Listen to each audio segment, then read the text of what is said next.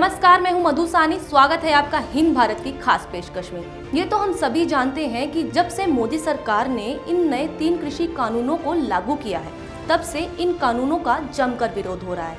इन कानूनों को वापस लेने की मांग की जा रही है, इन कानूनों को निरस्त करने की मांग की जा रही है। इन कानूनों को काले कानूनों के नाम से बुलाया जा रहा है, जबकि राज्यसभा में कृषि मंत्री नरेंद्र सिंह तोमर ने बोला कि इस कानून में ऐसा काला है क्या, मुझे बताओ, मैं उसे ठीक करता हूँ। लेकिन इस बात का जवाब उन्हें अभी तक नहीं मिला है। वहीं दूसरी ओर किसानों को भड़काया जा रहा है, उन्हें बोला जा रहा है कि ये कानून उनसे उनकी जमीन छीन लेगा। क्या वाकई में इन कानूनों के द्वारा किसानों की जमीन छीन ली जाएगी या माजरा कुछ और है? देखिए इस खास रिपोर्ट। कई साल से हम लोग इम्पोर्टेड दाल खा रहे हैं। 2 साल पहले मोदी ने इस पर रोक लगानी शुरू कर दी और अब पूरी तरह से बंद कर दिया। कृषि बिल तो बहाना था। असली किस्सा कुछ यूं है, 2005 में मनमोहन ने दाल पर दी जा रही सब्सिडी को खत्म कर दी। उसके 2 साल के बाद सरकार ने नीदरलैंड, ऑस्ट्रेलिया और कनाडा से समझौता कर दाल आयात करना शुरू कर दिया। कनाडा ने अपने यहाँ लेंटिल दाल के बड़े बड़े फार्म स्थापित किए, जिसकी जिम्मेदारी वहाँ रह रहे पंजाबी सिखों के हवाले की। कनाडा से भारत में बड़े पैमाने पर दाल आयात होने लगा। बड़े आयातकों में अमरिंदर कमलनाथ जैसे कांग्रेसी भी थे। जैसे ही मोदी ने आयात पर रोक लगाई, इनका खेल शुरू हुआ। इनके कनाडा के फार्म सूखने लगे, खालिस्तानियों की नौकरी जाने लगी। इसलिए जस्टिन ट्रूडो ने किसानों के आंदोलन का समर्थन किया था। अब धमकी दी जा रही है, कनाडा के खालिस्तानी सिखों को पंजाब वापस भेजा जाएगा। वैसे भी खालिस्तानी कांग्रेसियों की ही देन है।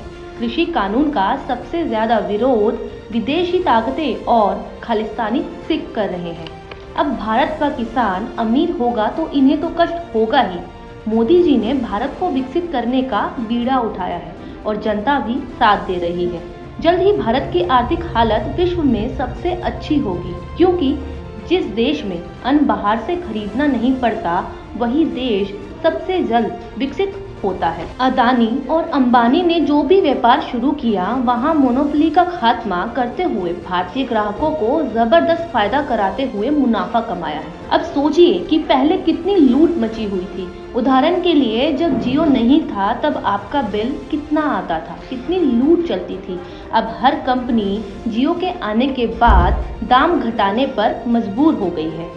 अदानी एग्रो प्रगति कर रही है तो विरोध हो रहा है। अदानी गोडाउन क्यों बना रहा है, जब अपने देश में PepsiCo, Walmart, Hindustan Unilever, ITC जैसी विदेशी कंपनियों ने पंजाब, हरियाणा और महाराष्ट्र में बड़े बड़े गोडाउन खड़े कर लिए, तब कोई विरोध नहीं हुआ। तो अब अदानी का ही विरोध क्यों? रिलायंस रिटेल, रिलायंस डिजिटल अब सारे देश में पहुंच रहे हैं, तो अमेज़न और फ्लिपकार्ट को तकलीफ होना स्वाभाविक है। स्वदेशी पतंजलि के आने से हिंदुस्तान यूनिलीवर का एकाधिकार समाप्त हो गया, तो उन्हें तकलीफ तो होनी ही थी। चीन दुनिया भर के साथ भारत में भी 5G तकनीक बेचने को उतावला हो रहा है। ऐसे में जियो की संपूर्ण स्वदेशी 5G तकनीक से उसे तकलीफ होगी ही।